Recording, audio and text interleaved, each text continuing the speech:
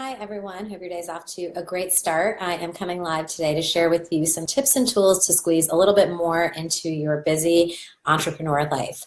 So today I'm going to be sharing, some tips on how to get just a little bit more when you do schedule a certain amount of time or allocate it towards, let's say, me time, business time, family time, some tips to kind of squeeze just a little bit more in.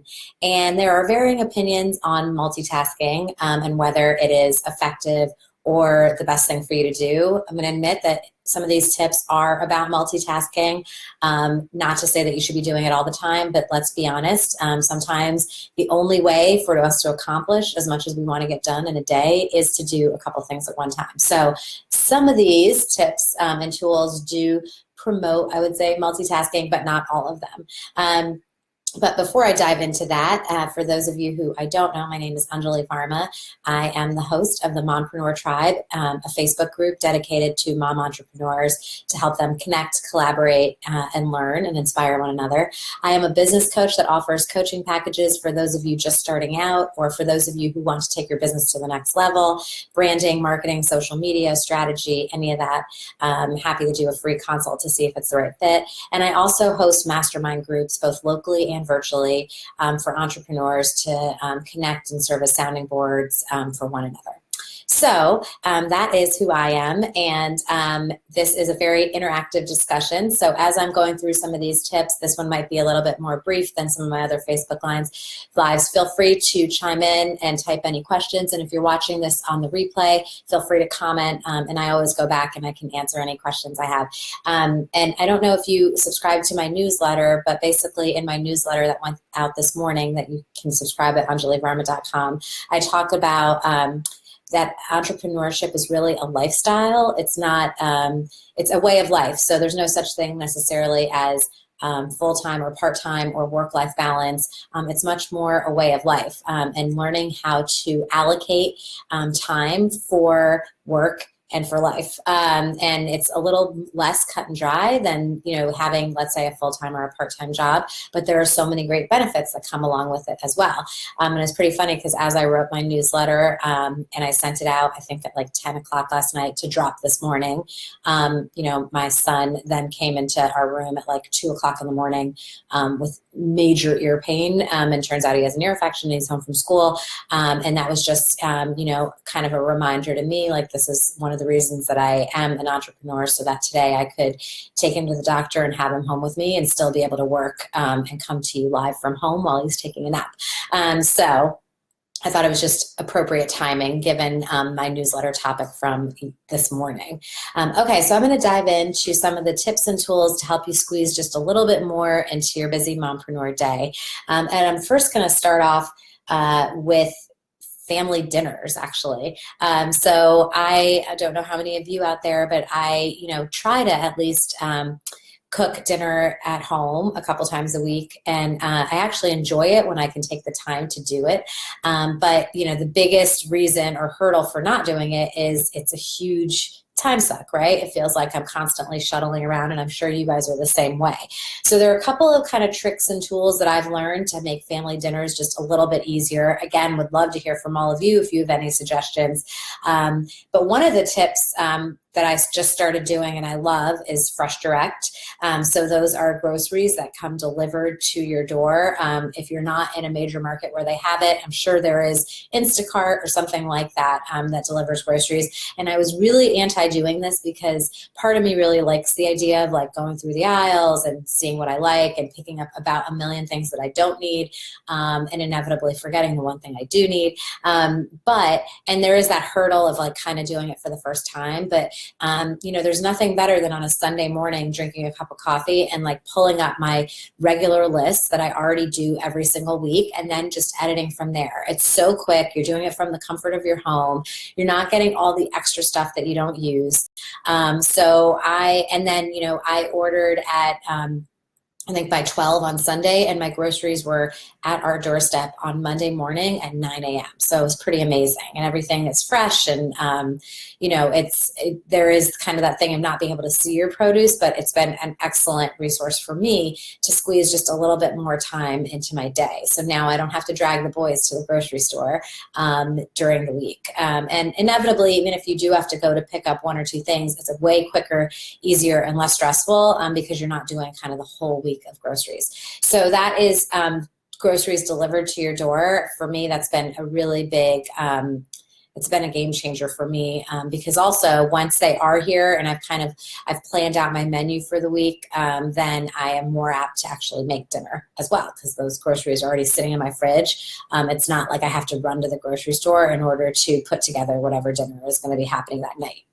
So groceries to the door. Another thing, just a small tidbit that I found to be helpful is buying those pre-cut veggies. And I know they're more expensive, and my husband kind of frowns at me for doing that sometimes.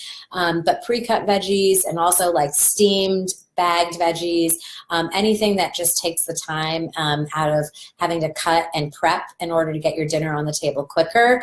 I say let go of the mom guilt and pay the extra couple dollars because you're still more likely to have a healthy meal and get a meal on the table if you're giving yourself some of these shortcuts to make it happen. I haven't really jumped on the slow cooker one pot, the slow cooker phenomenon, the Instapot, but I know people love that. So I would love to hear from you guys if anyone has great recipes. But I know that that's another way that a lot of people have found to make it an easy way to get dinner on the table. And then, we did try HelloFresh and some of those other delivery to your doorstep, and those are really big time savers for people as well. So those are my little mompreneur tips for squeezing dinner, getting dinner on the table, making it actually happen. And another thing I'll say with family dinners and cooking in general is I've also started to include my boys in the process as much as possible now that they're a little bit older and they're obsessed with cooking because they watch MasterChef Junior so much.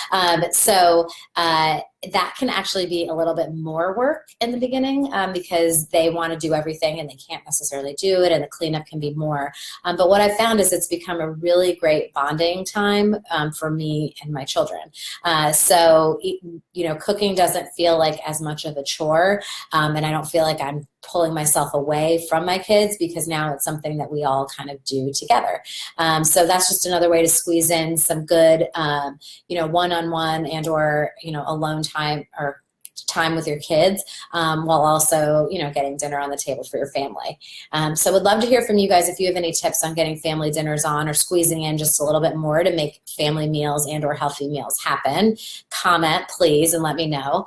If not, I'm going to jump over to the business side of things and talk a little bit about social media and how I squeeze just a little bit more social media time, because as we all know, that's a huge time suck. It's really hard it's a fine line of how long we should all be spending on any of these platforms. And I'm not saying I've mastered it, but what I have found is one thing that's been effective for me is to try to really schedule time that's devoted to posting on social media and then trying to keep myself away from it when I'm not. So don't get sucked down that Facebook rabbit hole. I try to sit down and think about the articles that I'm going to post in the tribe for the week and maybe do a little bit of research on what those articles are. And a lot of times even schedule them all out so that, that's one thing that's done. And it's not like every day I have to go on and I'm scrolling and scrolling and scrolling. So scheduling out your social media posts using tools like Hootsuite, Ask Edgar, Buffer is another one. Scheduling tools like that are a great way to kind of make sure that you don't get sucked into that social media hole. And Brooke says Planoly is a great tool for this too. Okay, I haven't tried Planoly. But scheduling your social media posts, I think, is another great way to kind of squeeze in a little more time. My other times that I squeeze in social media, quite honestly, and this is when I fall guilty of the multitasking, and I don't know if this is for everyone, but honestly, it's the only way I seem to be able to get it done. When I'm standing in line at the grocery store is often when I'm in some Instagram pods where you have to like and comment on other people's, and that's typically the best time, honestly, for me to be able to do that. carpool line, budgeting, just getting there a couple minutes early. So I'm sitting in line waiting is often when I put together some of my Instagram posts, because those take a little bit of time. And also waiting for practices to end, kind of instead of just mindlessly scrolling through articles and or Facebook, that's the time when I really dedicate to like putting together my daily Instagram post or my daily Facebook post. And it may seem like kind of common knowledge or, it just seems so, gosh, I'm blanking on the words right now because I think my child just woke up from his nap. But it might seem like common knowledge and something that's so obvious, but, really dedicating even those little pockets of time avoids you from having to do it later on in the day when you're with your kids or at night when you are supposed to be having your own downtime. I'm also going to say that, often a lot of people use their bathroom time for social media, so I won't go any further into that, but I know people have said that that's the time when they do it. So whatever it is, the point is to schedule time that's dedicated to it and not to try to, get sucked down the hole where you're spending all of the time, especially your work time, doing Instagram posts and Facebook posts, figuring out those little pockets of time where you're idle and kind of waiting and using those as your opportunity to be really efficient in putting together your Instagram and or Facebook and or social media posts for the week. So hopefully that helps you there. Maybe gives you an idea or two of a time that you're not currently using that you could be. Next, let's jump to the me time, because a lot of times moms especially are not good at taking some time out for themselves. And I have to say this is one thing that I do fairly frequently, which I am not ashamed of. So figuring out, again, it's all about scheduling how to squeeze in that time for yourself. And oftentimes, for me, that means working out. And I know this can be a challenge for many mom entrepreneurs. So my tips there are, one, I schedule it into my week. So I have at least 3, maybe 4 classes that are in my calendar that I force myself to attend. So I know that Monday, Wednesday, Friday, 12:15 slot is dedicated to this class, and there are no meetings that I will schedule. I mean, it has to be extremely urgent in order for me to schedule over this time. It's just like any other urgent meeting in my calendar. And I get up in the morning and I put those workout clothes on so that once 12:15 hits, I have a little bit of that guilt that I'm already dressed and ready to go, and I force myself to get to that class. Other tips for those of you who are trying to figure out how to squeeze more fitness and or working out into your day. You don't have to leave your house to do it. There is on demand. There are YouTube videos. There's so many resources out there where you can even squeeze it in like that 20 minutes before the kids wake up or that 20 minutes before pickup. Again, it's about being creative and not expecting too much of yourself. So I think even if you can get that 20 to 30 minutes in, that's better than doing nothing at all. So scheduling it and looking for resources at home if you have to be at home, or scheduling it and forcing yourself to leave the home at a specific time and not allowing yourself to depart from that schedule. That's kind of the tip that I have, for squeezing in workouts. Would love to hear from you guys on what you do to make it a reality. I also think I try to take advantage of the weekends when my husband is around to maybe make a workout happen. So being a little more strategic in my timing on that as well. And then also for other downtimes, other mom me times, scheduling it in and not feeling guilty about it, I think is huge. So I think we have to remember that sometimes taking a break from ourselves actually makes us more productive and efficient when we do work. So don't have the guilt about taking time for yourself, whether that is getting a massage or I've said this before, strolling through Home Goods. Sometimes that's like therapy for me, walking the aisles of Home Goods, working out, having lunch with your friends on a weekday when your kids are in school. Whatever it is, taking some of that time for yourself is going to make you more productive. So squeezing in those moments and scheduling them, just like anything else I'm talking about today, I think is going to make you a better entrepreneur in the long run. Okay, so the last bucket that I have for tips and tools for squeezing just a little bit more in your day is around educating yourself and resources. So I think it's extremely important as an entrepreneur and really just as a grown-up to constantly be stimulating yourself, challenging yourself, educating yourself, trying to learn a little bit more, particularly as an entrepreneur. So, I am not a huge reader. I know there are people who are, so I would love to hear from you how you squeeze reading into your day, because for me, that just seems to be a challenge. So I rely more on podcasts and the more audio world of learning. Podcasts I listen to in the car, and I have to say my commute to Kidville is 5 minutes, and my kids' school is 1 minute. So I theoretically am in the car for a very short period of time, but I'm juggling, shuttling around constantly throughout my day, and I'll still put on a podcast, and even listening to those little snippets gives me things to think about or gives me inspiration for my day. And it's better than me listening to, Taylor Swift or whatever is coming on the radio. Trying to incorporate more podcasts into your daily commute. And also people love Audible.